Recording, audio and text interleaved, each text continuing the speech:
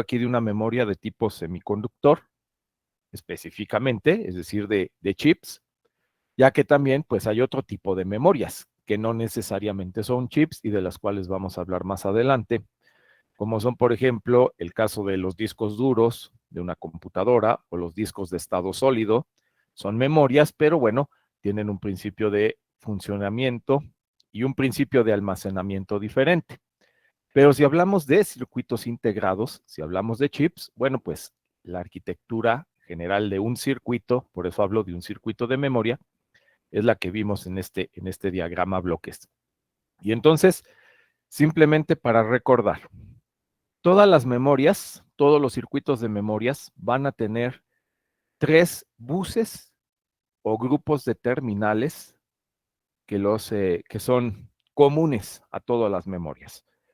Todas las memorias tienen 3 buses de terminales que son el bus de las direcciones, que estoy aquí marcando con el apuntador del lado izquierdo, el bus de las direcciones, cuyas terminales se reconocen con la letra A y que está formado de N líneas de entrada. ¿Qué información nos va a dar este bus de direcciones?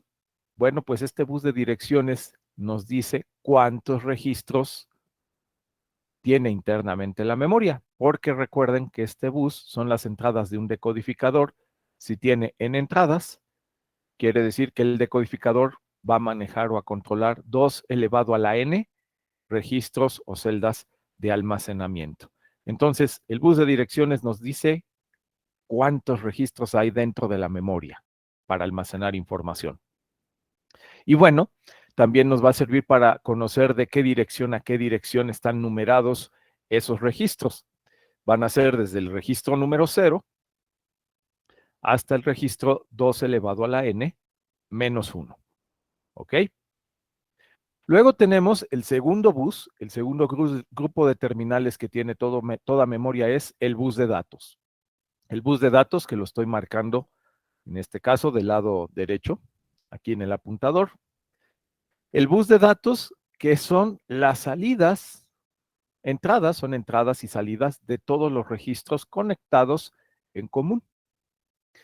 El número de bits del bus de datos me va a decir cuántos bits pueden vivir, cuántos bits pueden almacenar cada uno de los registros. Entonces, atención en eso, el bus de datos me dice cuántos bits puede almacenar cada registro de la memoria. Hablamos de M bits, y esta característica se le llama también tamaño de palabra. Quiere decir que vamos a tener memorias de 8 bits, memorias de 16 bits, memorias de 32 bits. Eso es el tamaño de palabra.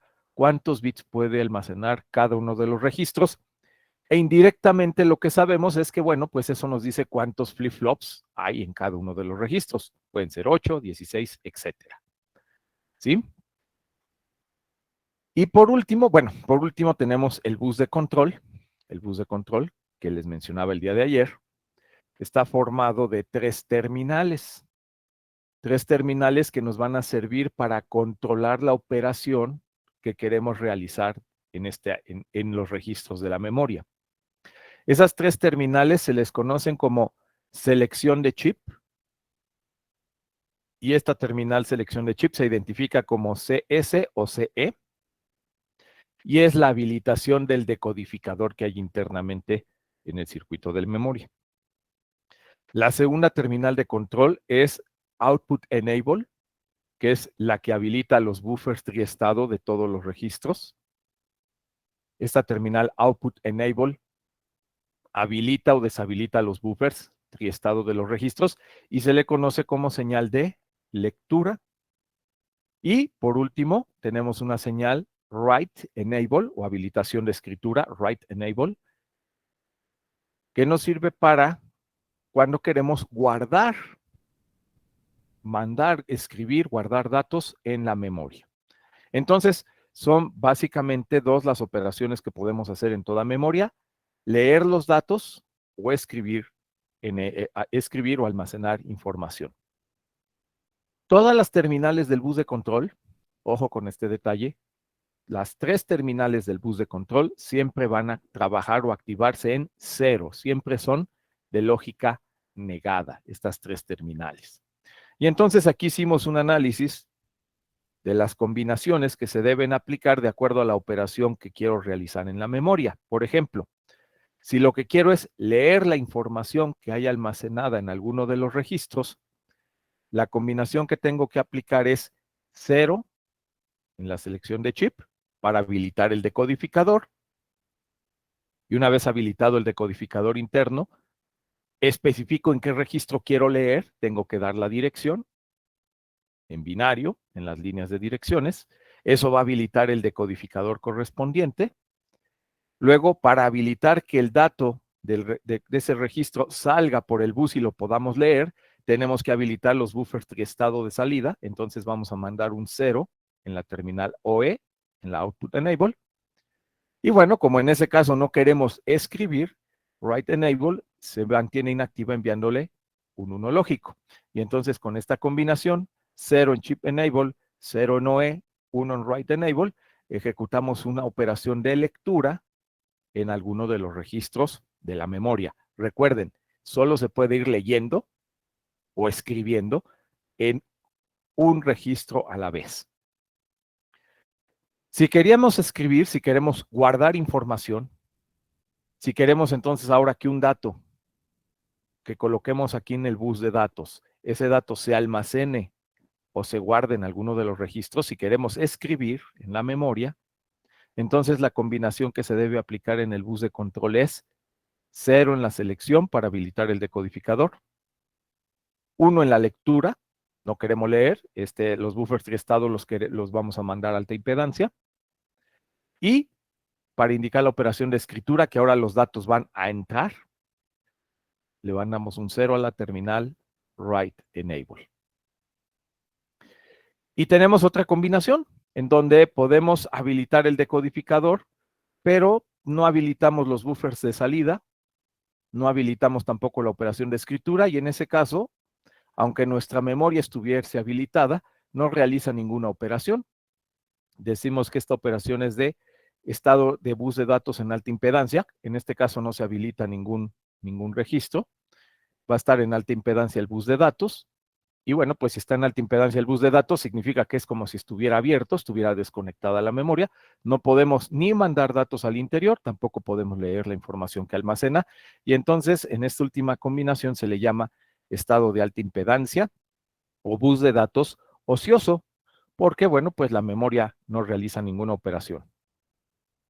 Y un último caso, les mencionaba el día de ayer, es qué pasa si en la selección de chip mandamos un 1. Pues si en la selección de chip mandamos un 1, el decodificador no se habilita. Si el decodificador no se habilita ninguno de los registros tampoco, y entonces no podemos en ese caso tampoco ni leer ni escribir en la memoria, va a estar en alta impedancia, va a estar inhabilitada. Entonces, el estado de alta impedancia en la salida de datos también puede ser cuando en Chip Enable ponemos un 1, y en ese caso se vuelve irrelevante lo que reciban Output Enable o Write Enable, vamos a tener el bus de datos en alta impedancia. ¿Ok? Y bueno, de esta manera rápidamente hacemos un repaso, hicimos un repaso de cómo funciona en general un circuito de memoria. ¿Alguna pregunta?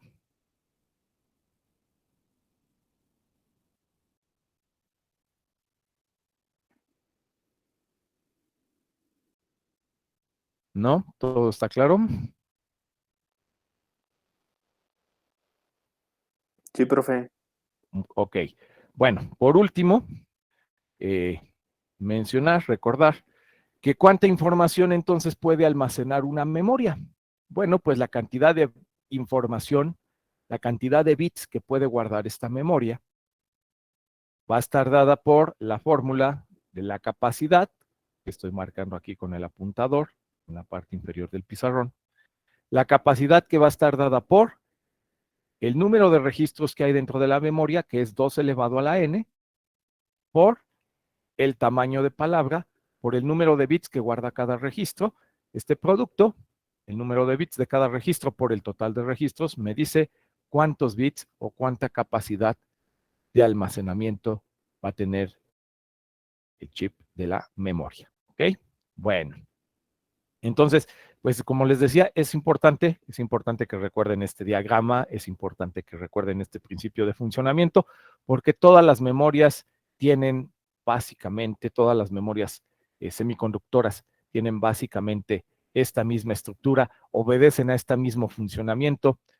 Lo único que va a cambiar es el número de terminales que presentan en las direcciones o en los datos.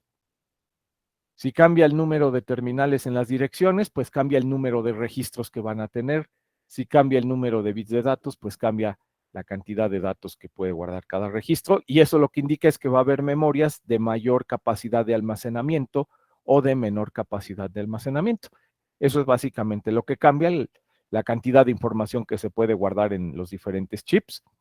Y vamos a ver también que hay diferentes tipos de memorias. Básicamente hay dos que vamos a ver el día de hoy, que son las memorias RAM y las memorias ROM. Pero bueno, ahorita no me adelanto. Vamos a continuar ahora con la revisión de la bibliografía que les dejé en Classroom. Entonces, voy a compartir mi pantalla ahora.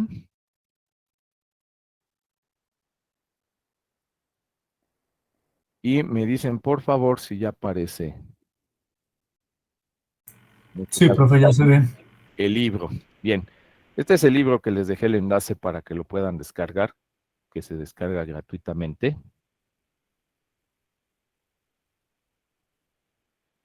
Y específicamente, para que tengan ustedes más apoyo en el tema, el capítulo 10 es el que habla sobre memorias y almacenamiento. Aquí ya estamos en el capítulo número 10.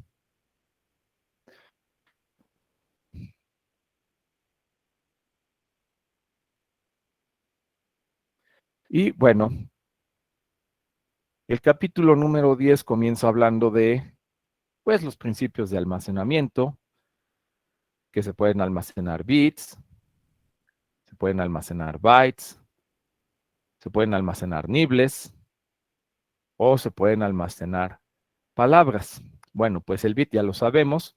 El bit es la unidad mínima de información digital, un 1 o un 0. El byte, pues van a ser 8 bits. El nible son 4 bits. Y el término palabra, que sería, digamos, lo más novedoso aquí, el término palabra dice que está formada generalmente por 1 o más bytes. Típicamente son 9 bytes. Y en algunos casos lo especifican como 2 bytes. ¿Sí? La definición general de palabra puede ser típicamente de 16 bits. Aquí nos hablan de las matrices de almacenamiento. Esta matriz de almacenamiento son básicamente los registros en donde guarda información una memoria. Puede ser una matriz, aquí por ejemplo, vean, de 8 filas por 8 columnas. Cada una de estos cuadritos es precisamente un registro o una celda que almacena información. Pueden tener diferentes formas esas matrices de almacenamiento. Pueden ser, como aquí se ve, 8 por 8 cuadrada, o pueden tener una forma diferente. Aquí, por ejemplo, hablan de 16 por 4, 16 filas por 4 columnas, o 64 por 1, etcétera. Se pueden organizar de diferentes formas esas matrices de registros o celdas.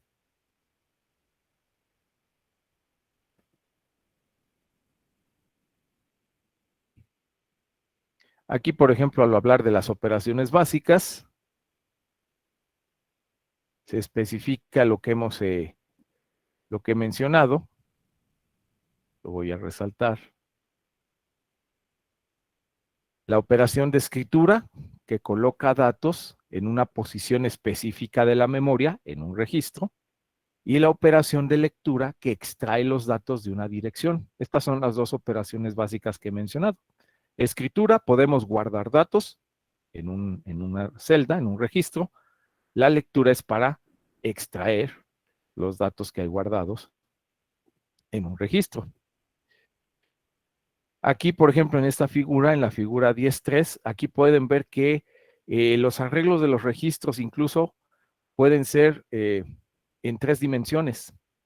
Aquí al principio habíamos visto este registro de 8 por, este arreglo de 8 por 8, que es bidimensional, pero podemos tener varios de estos arreglos y entonces la cantidad de registros puede ser un arreglo tridimensional.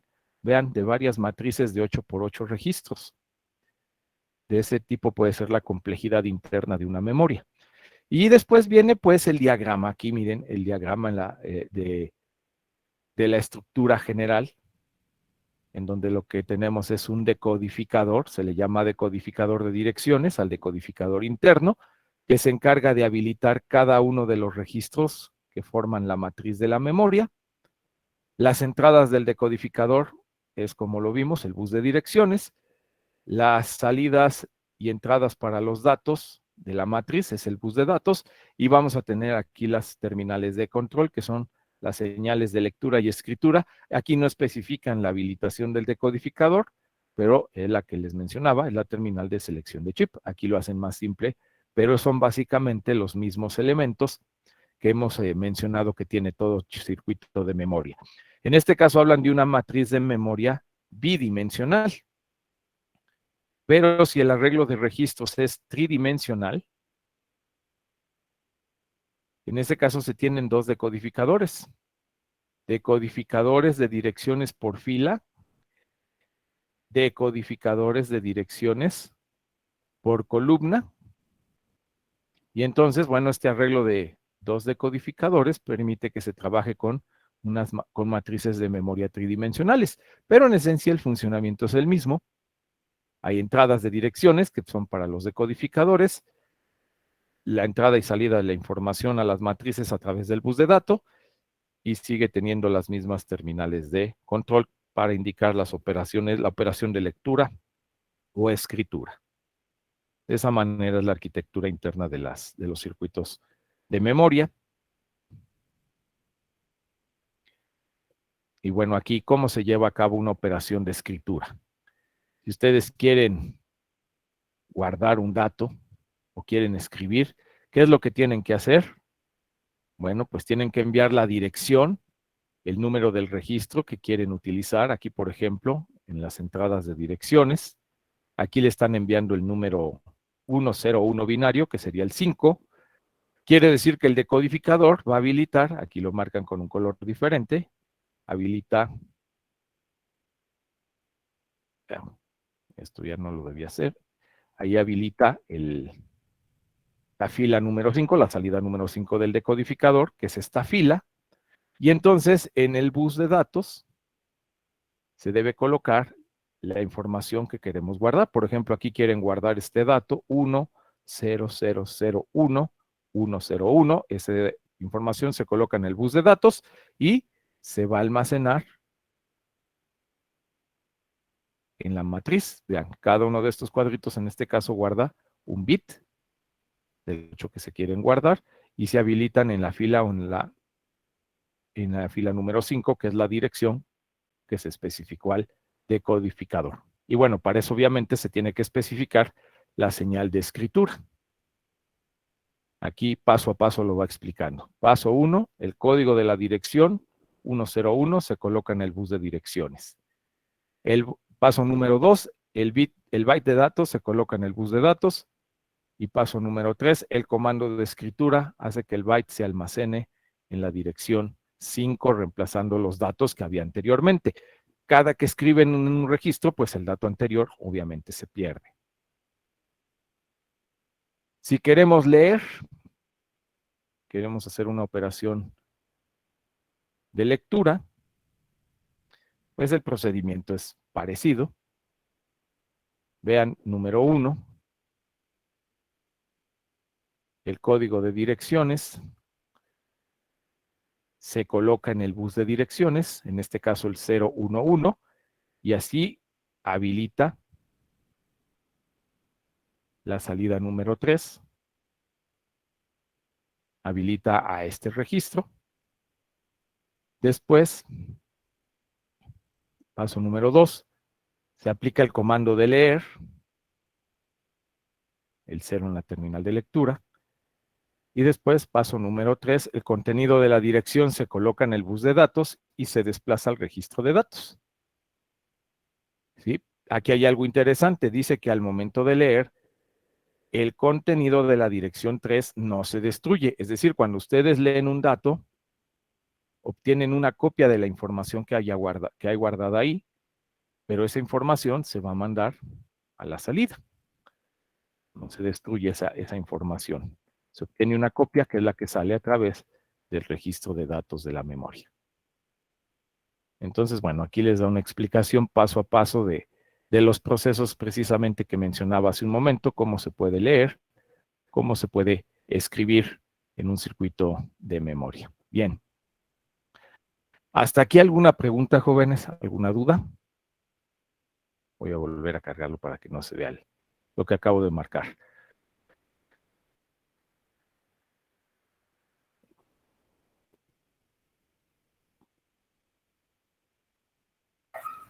Profe, nada más una preguntita. En la parte de la escritura, bueno, nosotros vamos a ingresar los datos como lo hacíamos anteriormente con un DIP, por así decirlo. Así, sí, exactamente. Los datos binarios que van a aplicar en las entradas, aquí estamos de nuevo en la escritura, estos datos, la dirección y los datos que están acá, que quieren guardar, se pueden enviar manualmente usando Deep Switch. Entonces, yo puedo dar la combinación del dato que quiero aplicar. Puedo dar la combinación del dato, la dirección que quiero accesar, y de esa manera, aquí, por ejemplo, la dirección 5, pero yo puedo dar aquí cualquier dirección de acuerdo al rango que maneje mi decodificador, desde la dirección 0, con estos 3 bits, puede ser desde la 0 hasta la 7.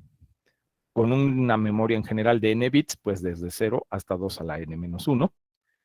Y el dato, los 8 bits aquí, pues sería un deep switch de 8 interruptores. Eso es en forma manual. Ahora, si yo quisiera, jóvenes, por ejemplo, ir accesando a cada uno de los registros, primero al registro 0, luego al registro 1, luego al 2, luego al 3, y así sucesivamente ir escribiendo o ir leyendo registro por registro, ¿qué circuito podríamos utilizar? Un contador binario. Un contador, exactamente.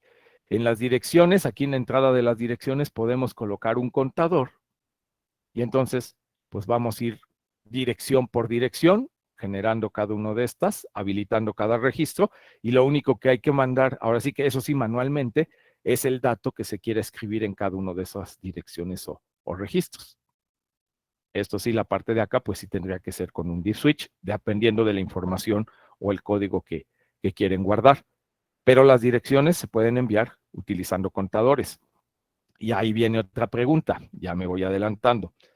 Si para generar la dirección usamos un contador, ¿qué tan rápido vamos a poder estar accesando a estos registros? ¿Quién va a determinar la velocidad con la que vamos a ir accediendo o pasando cada uno de estos registros de la memoria? El 555. Ajá, el reloj. ¿Qué tan rápido sea su reloj? Pues es la rapidez con la que van a contar, y entonces es la rapidez con la que pueden ir leyendo o escribiendo en cada uno de los registros de la memoria. Bueno, ese circuito lo van a hacer. De hecho, es la práctica 1 que les voy a dejar para la próxima semana. Luego vamos a hablar de ello. Usando el simulador de Proteus, vamos a hacer un circuito que se encargue de guardar y de leer datos en una memoria. ¿Ok?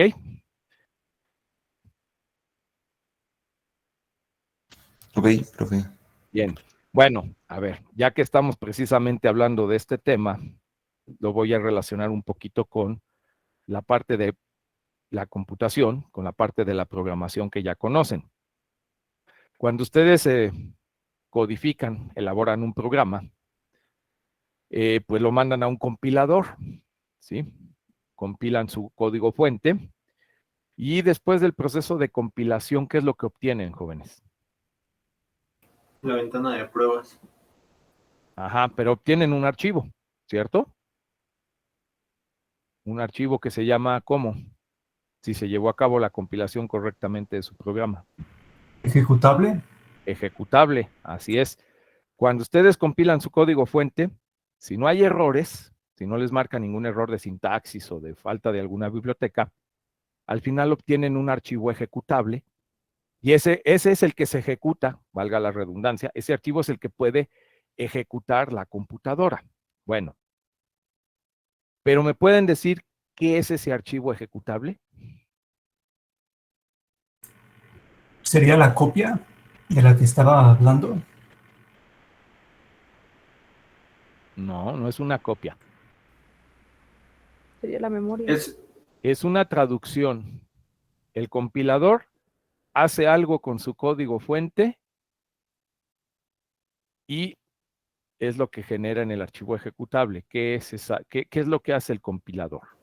Compacta todo en una memoria interna, se podría decir. Lo que hace el compilador, fíjense bien, lo que hace un compilador es toma su código fuente y las instrucciones del lenguaje que ustedes usaron, por ejemplo, llámese C++ o Python. Esas instrucciones, el compilador las traduce a una representación binaria, a una representación en unos y ceros. Propiamente las traduce a datos.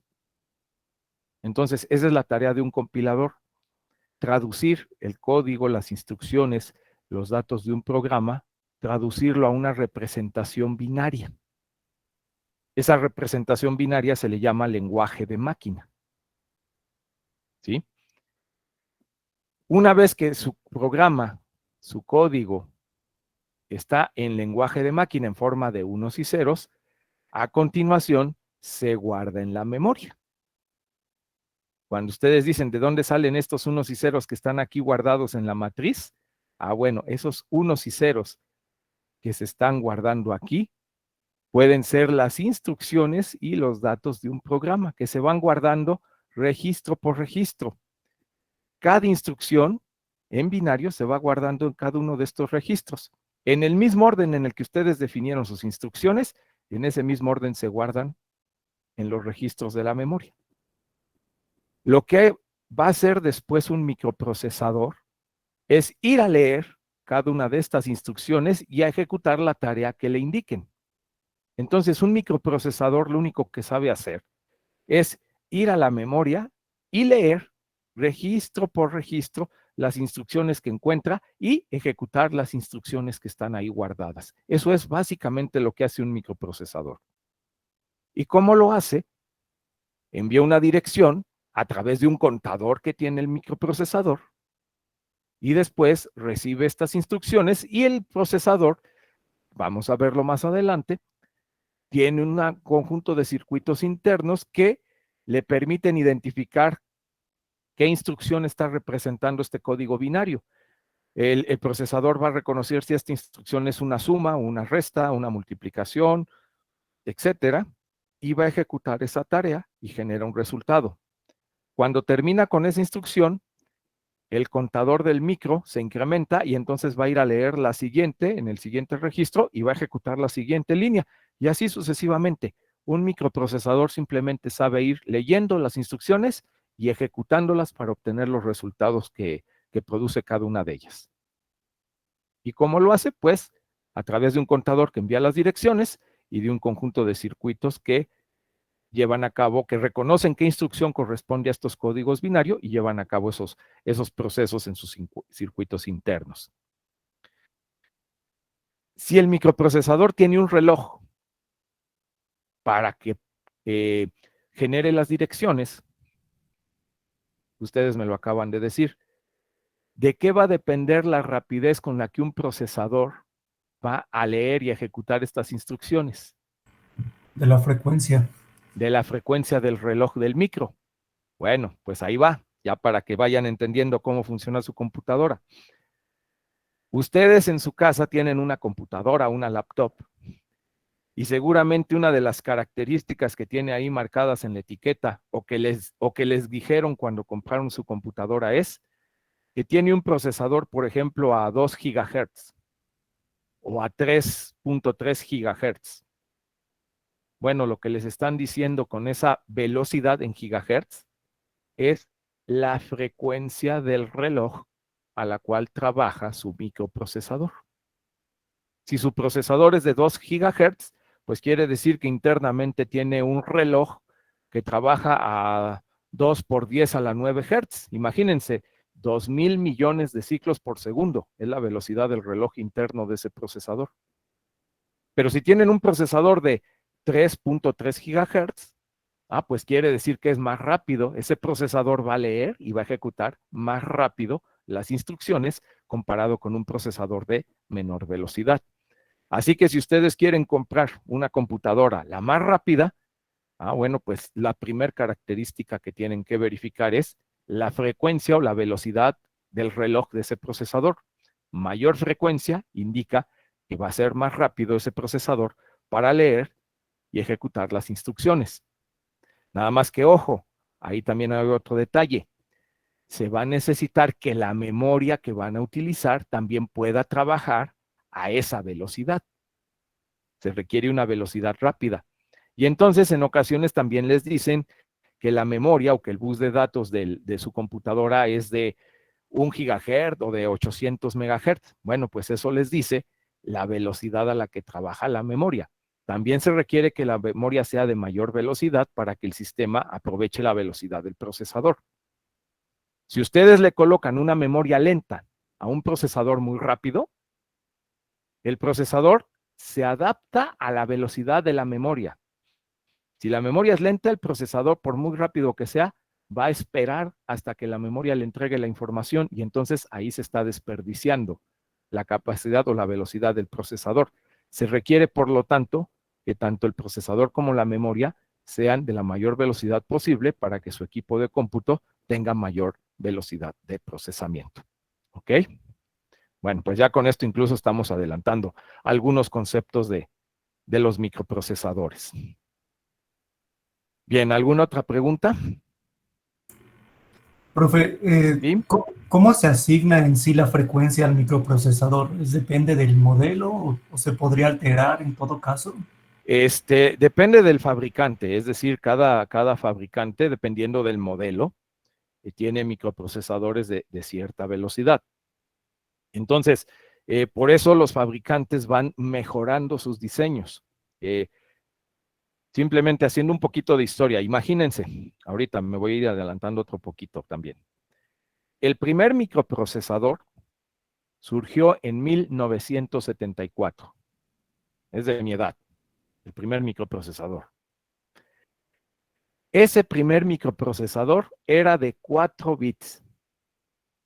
Así que cada celda de memoria que podía manejar era de solo 4 bits. Tenía en total 64 celdas de memoria, era la memoria que podía manejar. 64K, perdón. 64,000 celdas de memoria. Y tenía una frecuencia de reloj de 100 kHz. 100 kHz que lo pueden obtener fácilmente con un 555. Esa fue la velocidad y la capacidad del primer procesador. En la actualidad, estamos hablando de que los procesadores trabajan a 3.34 GHz. 3.3 o 4,000 millones de ciclos por segundo. Pero esa velocidad tuvo que pasar desde 1974 hasta la actualidad para llegar a ese valor en la frecuencia del reloj. Fue subiendo poco a poco. Pasaron a ser de megahertz, de kilohertz, a megahertz, a decenas de megahertz, hasta lo que hoy tenemos que son gigahertz. Entonces, a lo largo del tiempo, los fabricantes han ido aumentando la velocidad, la frecuencia del reloj. Lo mismo pasa con sus celulares, con sus smartphones. También tienen procesadores y esos procesadores cada vez han ido aumentando la velocidad del reloj. Y estamos llegando a un punto donde físicamente se está volviendo cada vez más difícil irnos a frecuencias más altas. ¿Sí? el aumentar la frecuencia del reloj ya se va volviendo mucho más complicado. ¿Por qué? Por efecto de las capacitancias parásitas, de la radiofrecuencia, de la disipación de calor, etcétera. En estos momentos subir la frecuencia del reloj ya es muy complicado, aumentar a más frecuencia. Porque de hecho vamos a empezar a llegar a las frecuencias del infrarrojo, de las microondas, y después de eso es el espectro visible. Así que ya no trabajaría el procesador con corrientes eléctricas propiamente, tendría que trabajar con luz si siguiésemos aumentando las frecuencias. Y eso cambia completamente la tecnología. Entonces, ¿qué es lo que se está haciendo ahora? Antes los procesadores era un solo procesador, por así decirlo, un solo núcleo. Lo que ahora hacen es que los procesadores modernos, sus máquinas les dicen son de 2 o de 4 o de 8 núcleos o cores. Cada core es como un procesador. Entonces, en la actualidad, el procesador de una computadora en realidad es una colección de varios microprocesadores que trabajan en paralelo y entonces se pueden repartir las tareas o las aplicaciones para que las ejecuten en paralelo y eso aumenta la velocidad de procesamiento. Ya no se le deja a un solo procesador como era antiguamente el ejecutar todos los programas. Ahí los programas van corriendo en paralelo en cada núcleo o en cada procesador que hay en una computadora. Entonces, a mayor velocidad de reloj, van a tener mayor velocidad de procesamiento. A mayor cantidad de núcleos, van a tener también mayor velocidad de procesamiento porque pueden ejecutar más programas en paralelo o al mismo tiempo. Y eso es lo que se está haciendo. Pero obviamente un procesador de mayor velocidad y de mayor cantidad de núcleos, pues resulta también más caro. Entonces, ahí es donde surgen las diferentes tipos de procesadores. En los Intel, los i3, los i5, los i7, cada uno de ellos tiene una cantidad de núcleos y una frecuencia de reloj máxima que puede trabajar. O la competencia, los AMD, que son los Ramson 3, 5 y 7, que igual cada uno tiene sus diferentes números de núcleos y diferente frecuencia de reloj para dar diferentes características a la computadora. Pero básicamente quieren mayor velocidad, necesitan mayor frecuencia de operación y más núcleos en el micro. Y eso implica pues que la computadora es más cara. Échenle un vistazo simplemente, échenle un vistazo. Es más, se me ocurre que es un buen ejercicio de tarea. Investiguen precios, si no es que ya lo hicieron, dadas las circunstancias de la pandemia, pero pueden investigar precios de equipos de cómputo que utilicen procesadores i3, i5 o i7, que son los de Intel. Y van a ver la diferencia de precios. La línea i3, digamos, es la más básica, tiene menos núcleos, es la más económica. Los i5 es la gama intermedia, andan más o menos en 4 núcleos, tienen una velocidad de reloj aceptable, tienen mayor precio que los i3, que son las más económicas. Y las i7, que ya son computadoras muy poderosas, de muchísimos núcleos, que ya son propiamente para aplicaciones que demandan mucho procesamiento, como es la animación, el diseño gráfico, etcétera. Esos procesadores que son los más profesionales y más potentes en la actualidad, van a ver que son los más caros. Pero es por eso, cada fabricante tiene su propio modelo y define, de acuerdo a sus posibilidades de diseño, cuál es la frecuencia de reloj máxima que puede alcanzar en sus procesadores. ¿Sale?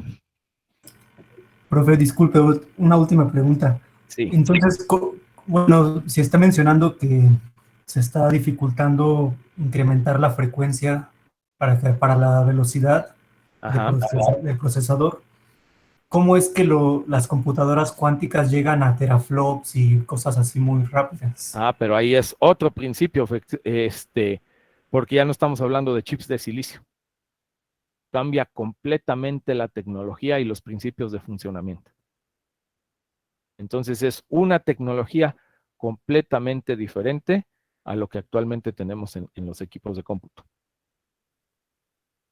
Entonces, esa nueva tecnología que precisamente se basa en propiedades cuánticas de la materia, ya no está basada en chips. Es una tecnología completamente diferente que todavía no sabemos, ¿verdad? Si en algún momento puede llegar a ser rentable y alcanzar precios para ser comercial. En estos momentos, pues está a nivel de desarrollo y de investigación y se requieren grandes cantidades de dinero para tener una computadora de ese tipo en un centro de investigación en una universidad, que pueden tener además capacidades de procesamiento tremendas, que alcanzan velocidades que efectivamente no tenemos ahorita con la tecnología del silicio. Entonces, es un principio de funcionamiento y una tecnología completamente diferente que bueno, pues nos va a venir a cambiar la tecnología de las computadoras en unos años si llega a ser de acceso comercial para los hogares. Pero por lo pronto está en etapa de desarrollo y es completamente diferente. Ahí ya se basa en cuestiones de plasma y de materia, las propiedades precisamente cuánticas de la materia. Muy diferente a lo que tenemos en la actualidad.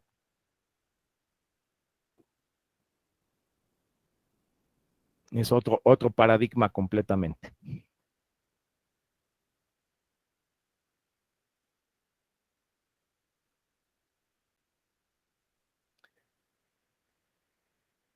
Bien, bueno. Entonces, aquí, continuando con la revisión del texto, pues ya vimos las operaciones, lectura y escritura, y aquí viene lo que vamos a ver propiamente el día de hoy, lo nuevo, que son el tipo de memorias. Tenemos básicamente dos tipos de memorias, que son las memorias de tipo RAM y las memorias de tipo ROM. Las memorias RAM, Random Access Memory, o memoria de acceso aleatorio, y la ROM, o Read Only Memory, memoria de solo lectura. Bueno, vamos a leer aquí. Vamos a ver, aquí está cuál es la principal diferencia entre ellas. La RAM es un tipo de memoria en la que se tarda lo mismo en acceder a cualquier dirección y estas direcciones se pueden seleccionar en cualquier orden, tanto en una operación de lectura como escritura. Por eso se le llama de acceso aleatorio. Yo puedo acceder en forma aleatoria a sus registros. Puedo empezar en el registro 0, luego brincarme al registro 10, luego al registro 5, luego al registro 24. Puedo ir leyendo en forma aleatoria los registros. Puedo ir accesando a ellos en forma aleatoria. ¿Sí?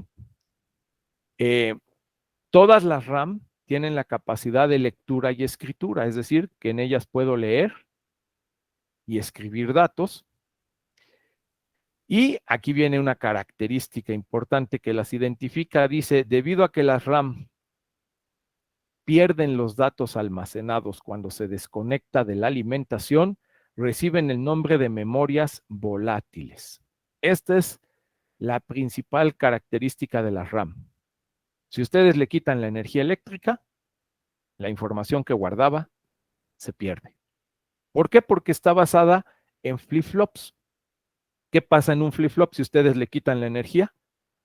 Pues la información que almacenaba se va a perder. Entonces, las RAM están construidas utilizando flip-flops. Y pues son volátiles. Si ustedes le quitan la energía, se pierde la información. ¿Qué es lo que pasa con la RAM de su computadora? Si están guardando un texto, un documento, un programa, y no lo guardan, y le quitan la energía eléctrica, pues toda esa información que estaba en RAM, pues se va a perder. Entonces la RAM es una memoria, ojo, de acceso aleatorio, porque puede acceder a cualquier registro, no tienen que ir en orden, pueden leer y escribir, pero pierden la información si se quita la energía eléctrica, son volátiles. Y la ROM, memoria de solo lectura,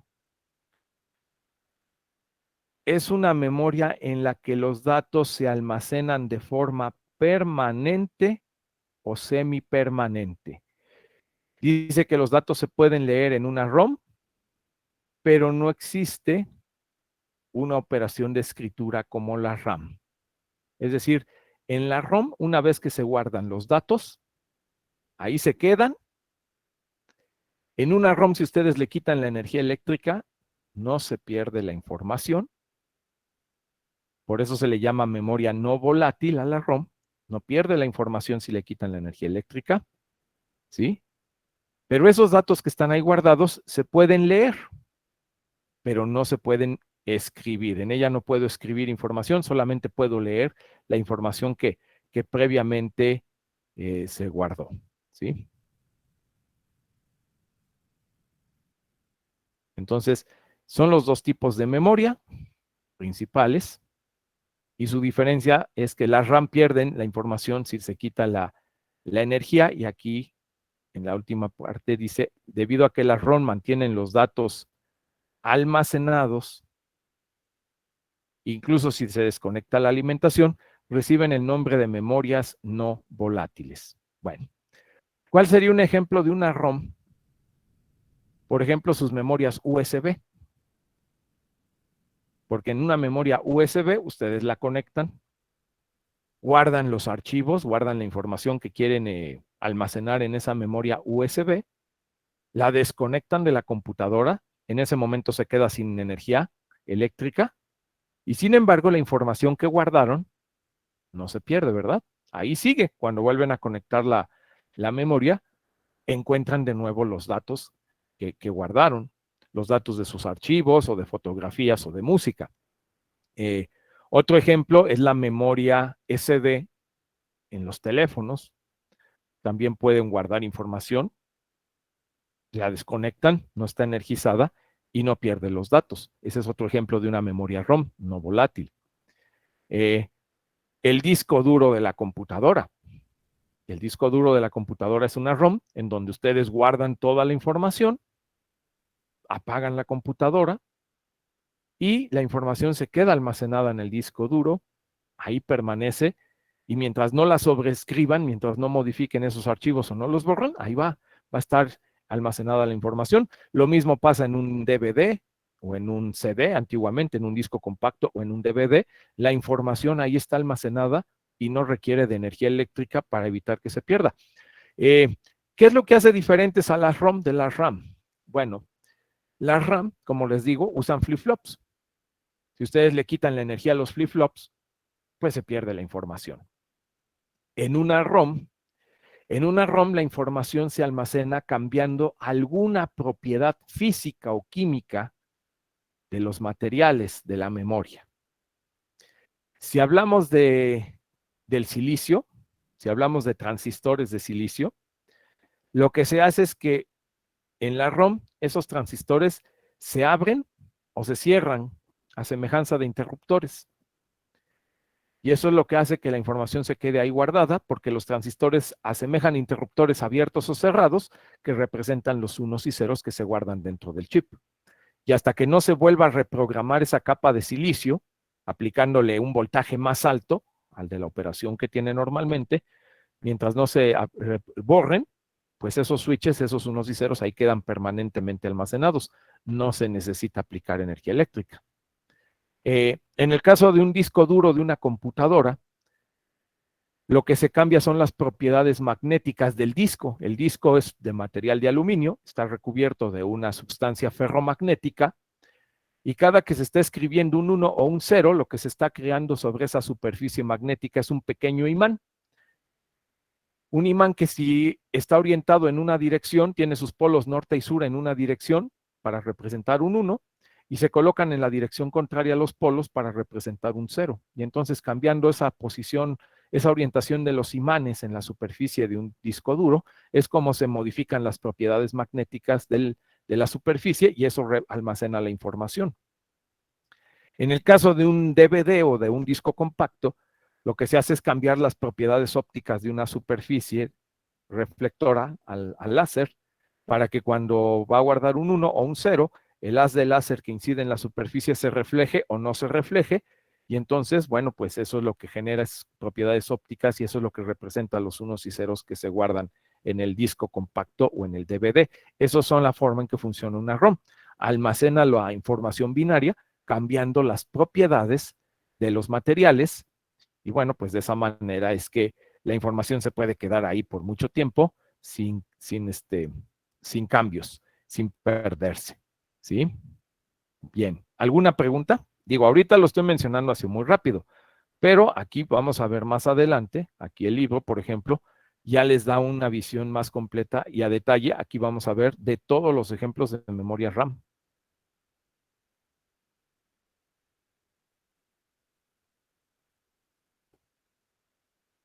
Miren, aquí les da un cuadro y aquí les dice todos los tipos de memoria RAM que existen en general. Se van a dividir en dos grupos principalmente, que son las RAM estáticas o SRAM y la RAM dinámica o DRAM. Y a su vez, cada una de ellas tiene otras subfamilias o tipos de memoria.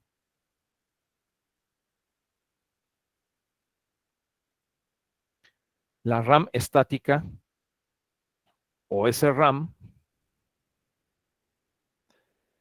esta es la celda que se utiliza para almacenar un bit.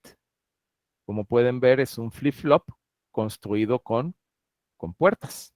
Entonces, por cada bit que se almacena en una RAM, se tiene que construir, se tiene que utilizar un circuito con todas estas compuertas.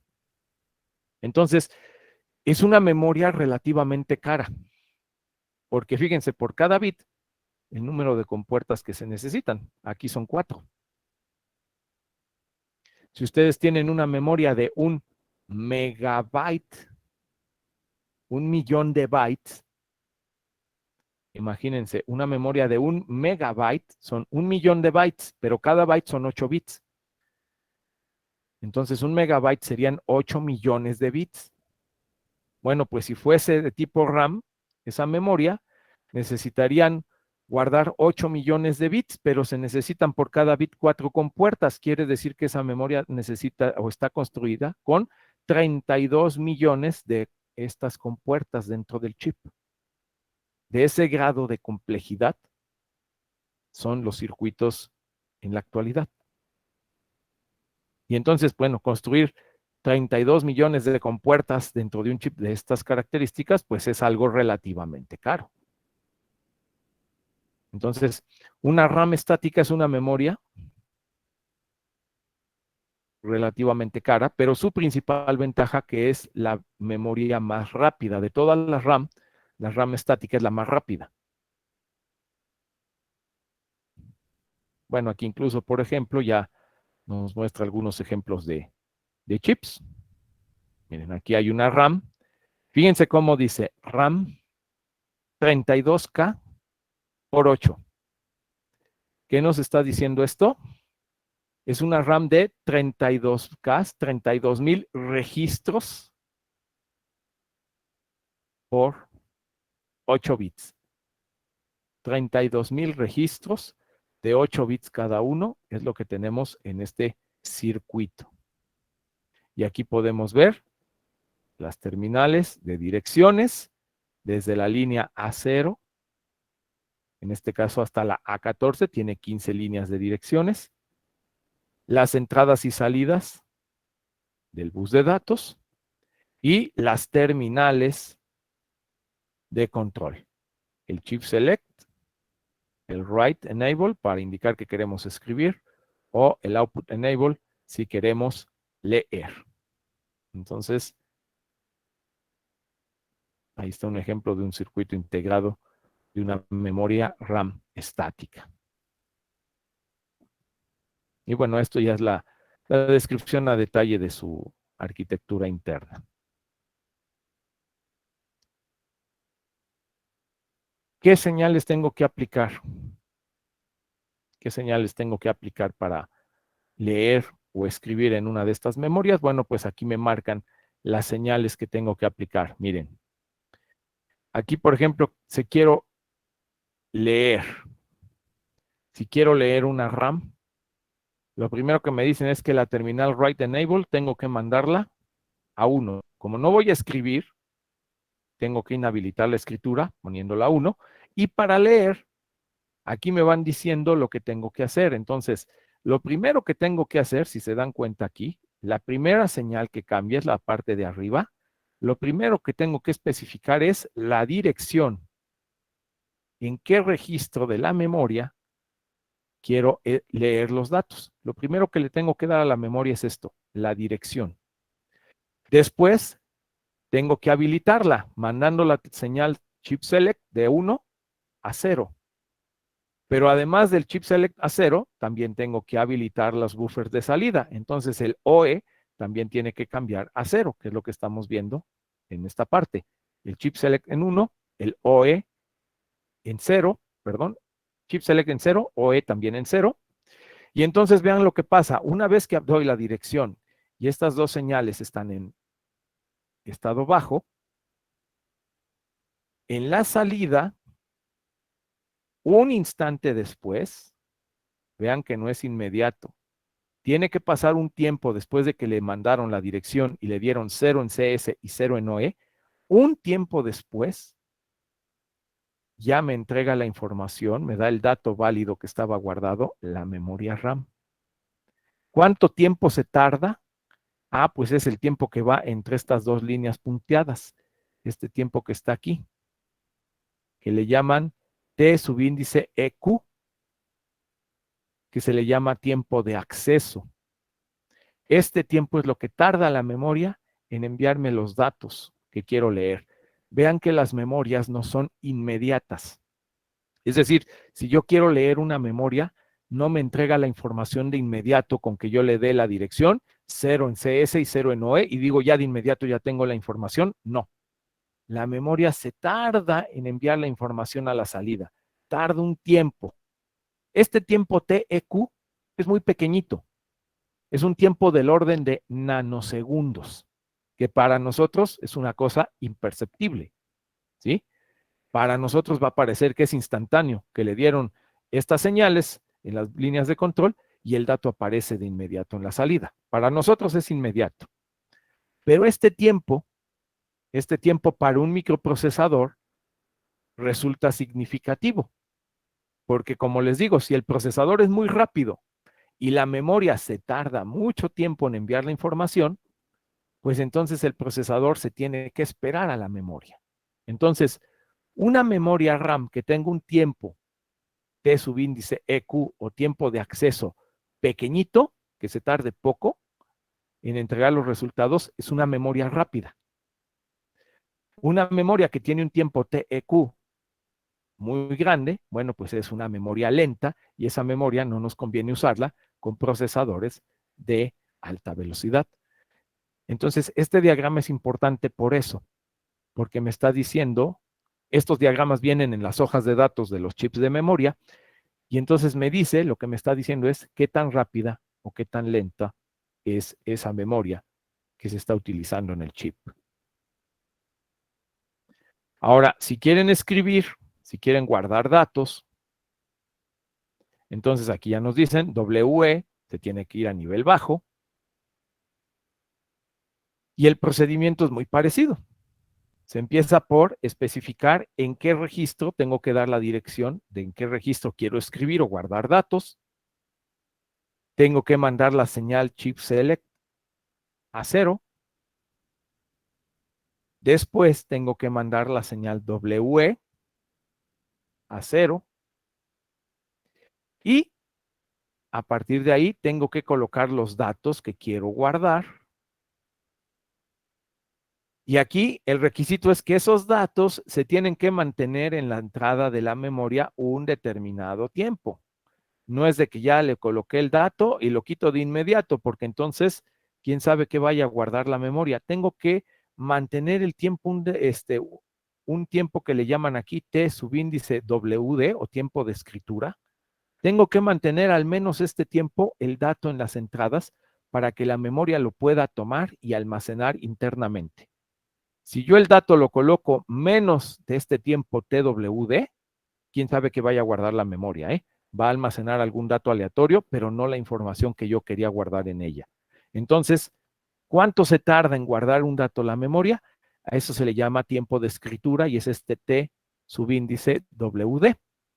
Y dependiendo de cuánto es este tiempo, pues es la rapidez con la que igual puedo escribir los datos en mi memoria. Habrá memorias en donde se tarde muy poquito tiempo en guardar la información y entonces se puede escribir rápidamente en ellas. Y hay otras memorias en donde no puedo escribir tan rápido la información y entonces, bueno, pues esa es una memoria relativamente lenta. Se habrán dado cuenta, probablemente se han dado cuenta, si han trabajado con diferentes memorias USB, que cuando ustedes conectan una memoria USB en su computadora, con algunas memorias lee rápidamente los archivos y con otras memorias USB como que se vuelve más lenta. Bueno, pues en parte es por esta característica, porque hay memorias que son más lentas o más rápidas para que la información se pueda leer o se pueda escribir. Entonces, eso es lo que marca la diferencia, por qué no todas las memorias operan a la misma velocidad. Presentan diferentes características dependiendo de la época en que fueron fabricadas, de la tecnología que se utilizó para su fabricación. Entre más moderna, más reciente sea la memoria, pues tiende a ser, obviamente, más rápida. ¿Sí? Bien. Bueno, estas ya son una información más detallada, que no vamos ahorita a entrar a detalle a hablar de ella.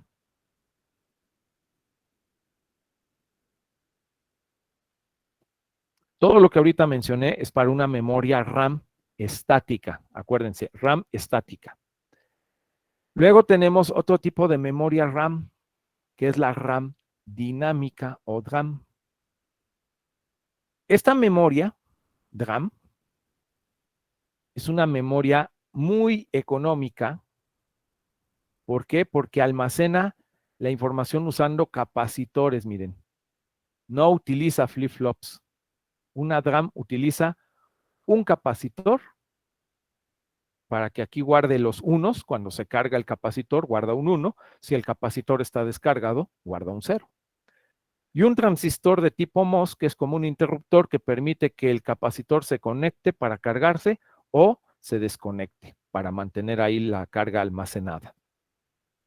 Entonces, una DRAM como usa capacitores y usa menos componentes para almacenar cada bit, usa un capacitor por bit, pues es una memoria muy barata. Es mucho más barato fabricar capacitores que fabricar 8 compuertas para almacenar un bit de información. Entonces la DRAM es una memoria RAM muy económica, pero tiene un problema. ¿Qué pasa con un capacitor? Se puede cargar, puede almacenar un 1, lo puedo cargar, pero ¿qué pasa con la carga que almacena? ¿Se va a quedar allí de forma infinita? ¿O qué le pasa a un capacitor una vez que está cargado? Se descarga. Tiende a descargarse. Ajá. El capacitor, este transistor no es perfecto. Aunque tiene una resistencia muy alta, parte de la carga va a tender a filtrarse y se tiende a descargar este capacitor con el tiempo.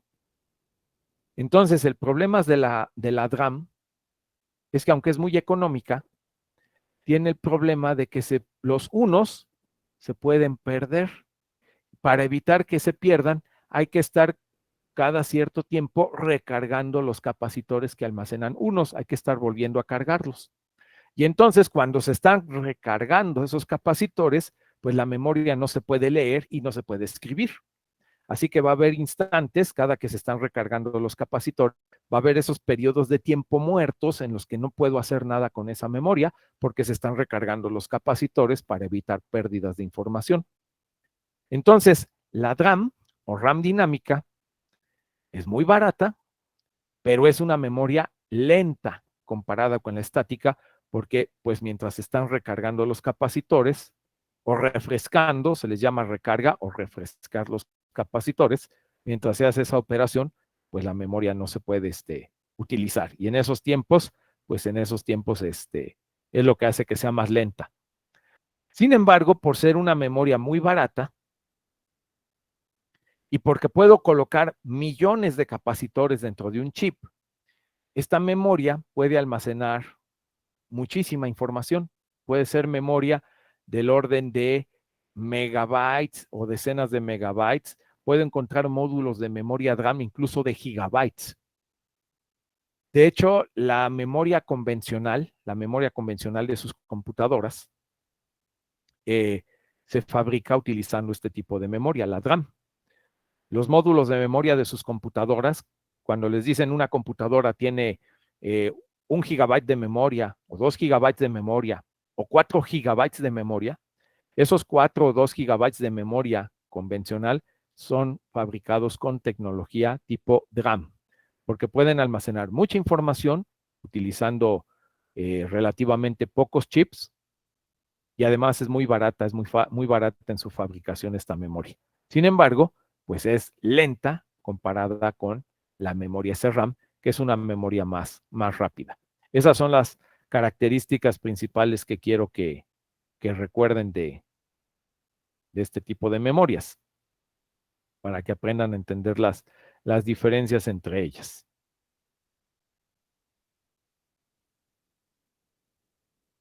Y bueno, hay diferentes tipos de memorias DRAM.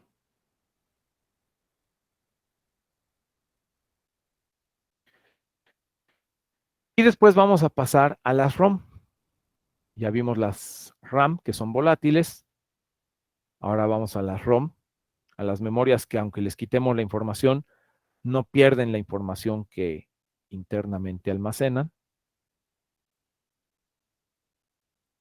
Y vamos a tener también diferentes familias. Vamos a tener las ROM de máscara, que fueron las primeras. Las ROM programables. Las ROM que se pueden programar y se pueden borrar, que fueron las que siguieron. Las EPROM, que se pueden borrar mediante luz ultravioleta.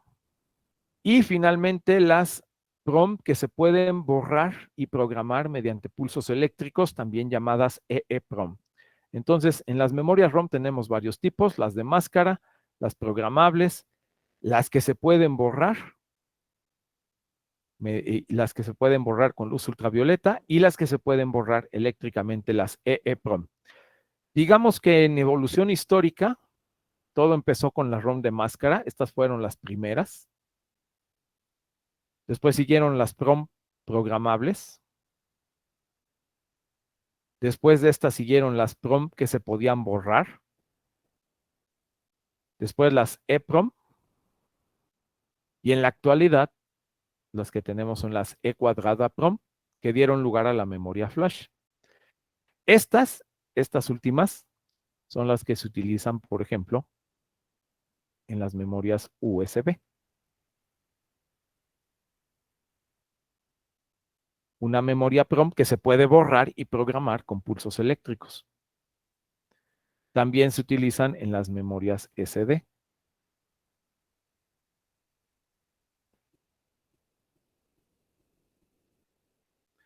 Y entonces, bueno, aquí hace una descripción de cada una de ellas. Como les decía, se basan en transistores. Transistores que pueden representar un interruptor y por lo tanto la condición de que almacenan un 1. Vean aquí la conexión de la compuerta de este transistor MOS está conectada a la fila. Eso representa un 1. Y cuando esta conexión se abre, cuando esta conexión de la compuerta se quita, entonces el transistor representa que almacena un 0, como si fuera un interruptor abierto y en este caso cerrado.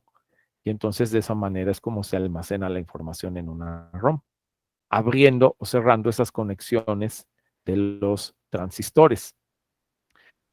Para abrir esas conexiones, lo que se hace es aplicar pulsos de alto voltaje. Y hablando de alto voltaje, es un alto voltaje entre comillas, porque alto voltaje para estos circuitos se refiere a que no son los 5 volts con los que normalmente estamos acostumbrados a que trabajan estos chips, sino que estamos hablando que trabajan con pulsos de 12 o 24 volts, con el propósito de que se quemen esas conexiones, que se abran. Esos se aplican pulsos de 12 o de 24 volts durante un tiempo muy pequeñito, tiempos que son del orden de milisegundos, ¿sí? Tampoco se puede aplicar por tiempos muy grandes porque entonces pues queman toda la memoria. No, para abrir esas conexiones y generar esos estados abiertos en los transistores, los pulsos de 12 o 24 volts se aplican durante algunos milisegundos. Y en las memorias reprogramables eléctricamente, con un pulso generan el circuito abierto.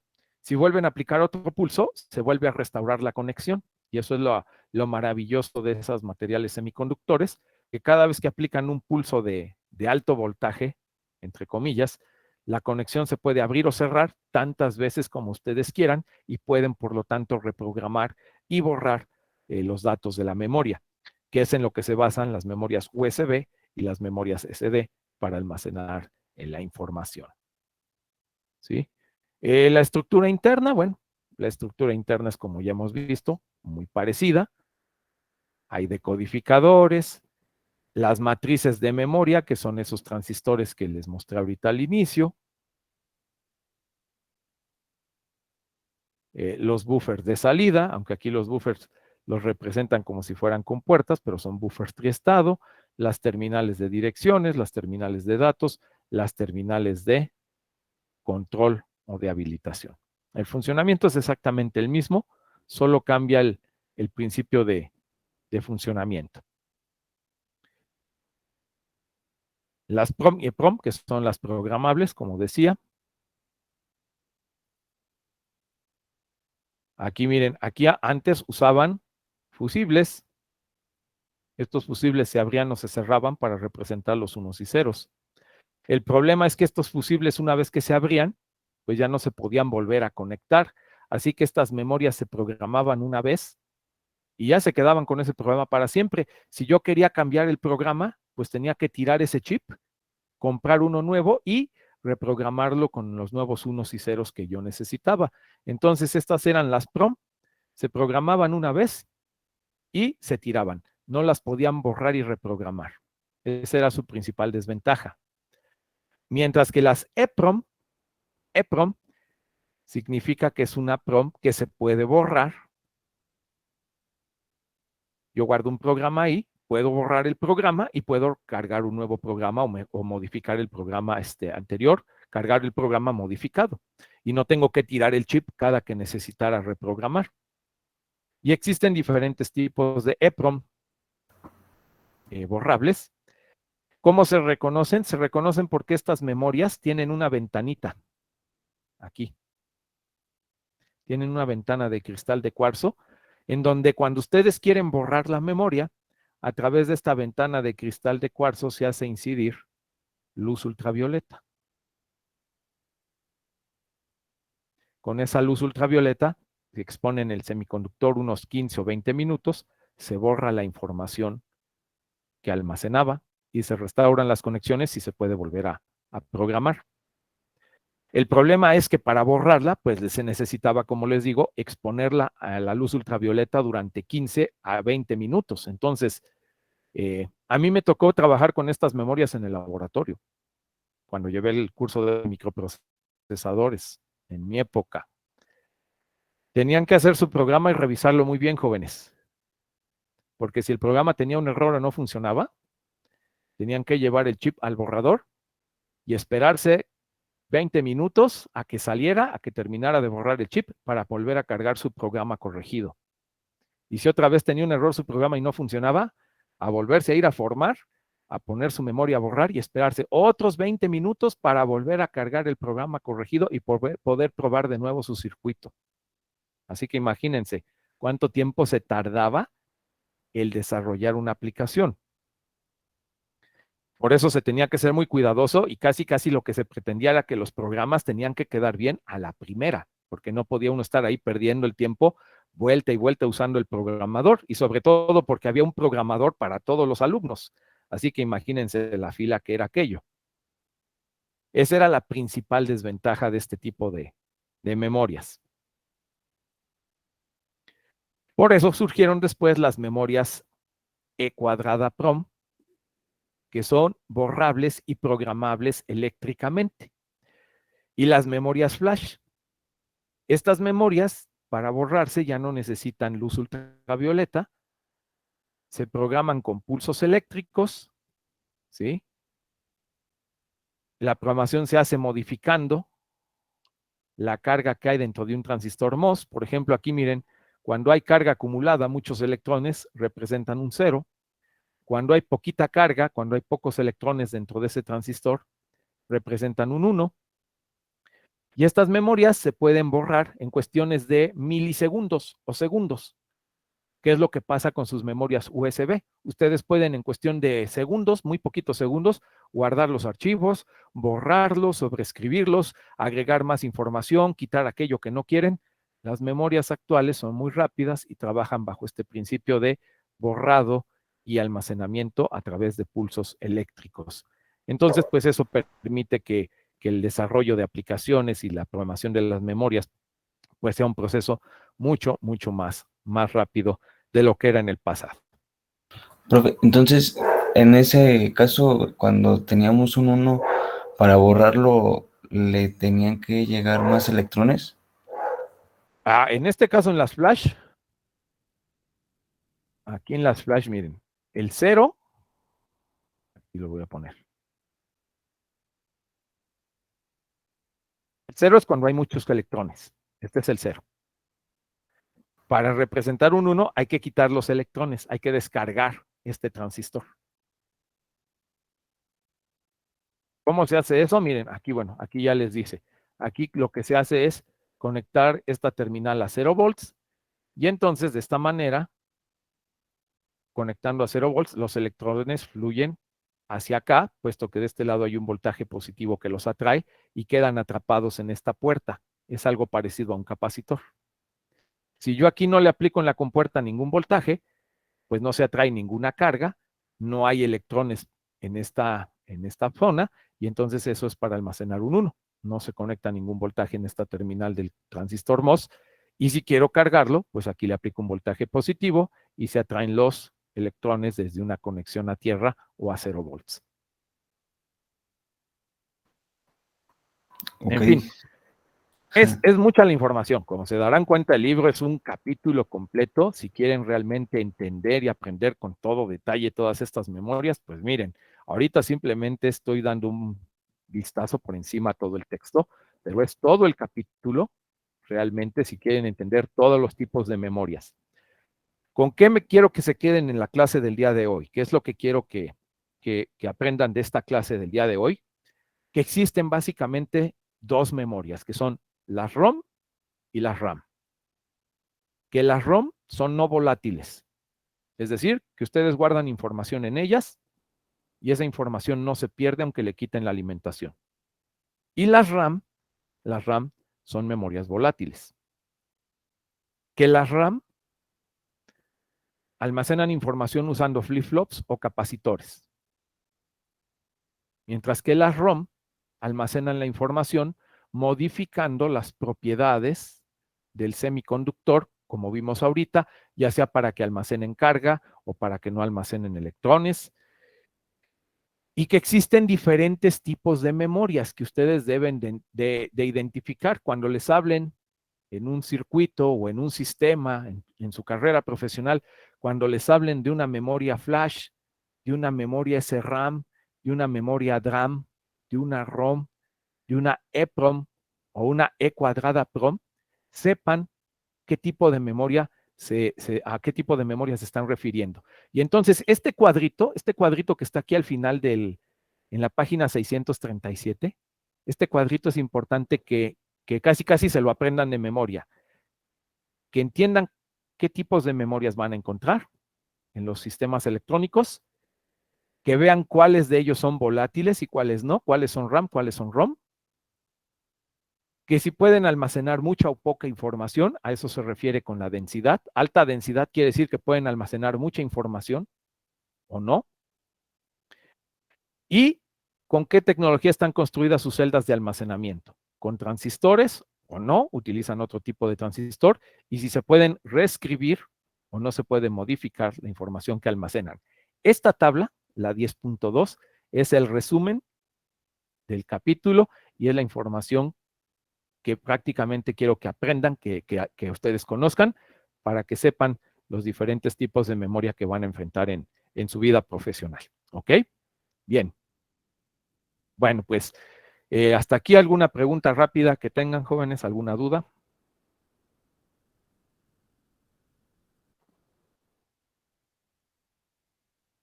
No, profe. ¿No? Bueno, entonces, miren, les encargo, ahora sí que de tarea, revisen esta información de este capítulo, lean, traten de aprender este cuadrito que está al final, esta tabla, la 10.2. Y yo les voy a subir en un rato les voy a subir un archivo adicional que les da en resumen la información que vimos en la clase de hoy también, para que la puedan estudiar, para que la puedan recordar más fácilmente. Y bueno, pues continuamos en la siguiente clase, que sería el día jueves, ¿verdad? Sí, el jueves. Entonces, pues con esto terminamos el día de hoy, jóvenes. Así que muchas gracias. Y